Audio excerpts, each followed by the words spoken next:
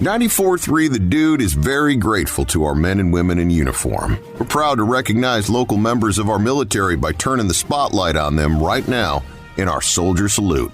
I'm your host, Marine Corps Corporal Bobby Herpel. Today I have with me a fellow Marine Corps vet, Craig Smith. And Craig, tell us a little bit about your Marine Corps career. Hey, Bobby, thanks for having me on. I was in for 8 years. I was an M1A1 tank crewman, and then I moved to the Air Wing and worked on V-22s. And I was a combat marksmanship coach. So how about being a marksmanship coach? Tell us a little bit about what that entails. I thought I had a love for weapons before, and then when I moved and became a mechanic on a helicopter, they don't let you have pistols anymore. So one day a lieutenant or some officer was walking by. I'm like, "Hey, sir, what can I do to get a pistol again?" He's like, "Well, you can go to a coach's course." I'm like, "That sounds like fun." You were a gun guy in the Marine Corps. Do you still partake in that gun action now that you've hung up the boots? No, absolutely. I used to work at a range before this job. It was hard to actually save some money. It's more like every time I got a paycheck, I was spending it right back at the place I worked at. Either buying a gun, buying ammunition. Ammunition prices have skyrocketed in the past 2 years now.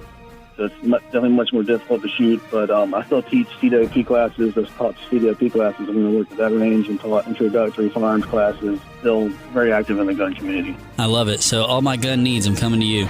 Crazy. I actually went to one of the I didn't get to go to the deactivation of the entire battalion. The last company was the battalion. I did get to go to one of the deactivation ceremonies as I was getting out of one of the companies and the Toes and Scouts. It's I think it's kind of a slap in the face, honestly, that tanks were used, maybe not so extensively, but they were used extensively enough to the point that they were used in Afghanistan and for overwatch positions and quite a bit. A lot of those Marines were forced the decision to either change their job, change their MOS, or join the Army, which is, I think that's kind of crazy. Overall, nonprofits that are popping up all over. Fellow Countryman is one that I met David on a hike up here one year. At the time, he didn't have his own nonprofit, but he started one called Fellow Countryman. It's kind of like a halfway house for recovering vets that don't have a place to sleep, like homeless veterans or veterans that are struggling with addiction and things like that, and coming back out of that. He's actually opened up two locations in Greenville to help veterans get back on their feet and get them a job. Fellow Countrymen. So definitely moving to the upstate and then getting involved with nonprofits like that is the 100% the way to go.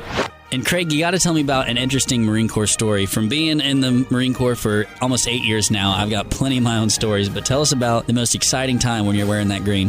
One of the most exciting times when I was in the Marine Corps was when we got to stand up a Marine Corps Marine Air Ground Task Force in response to the Benghazi attack. Forward deployed part of my unit when I was in VMM 365 to Spain with Marine Corps Osprey, V-22 Ospreys, which is a tilt-rotor aircraft.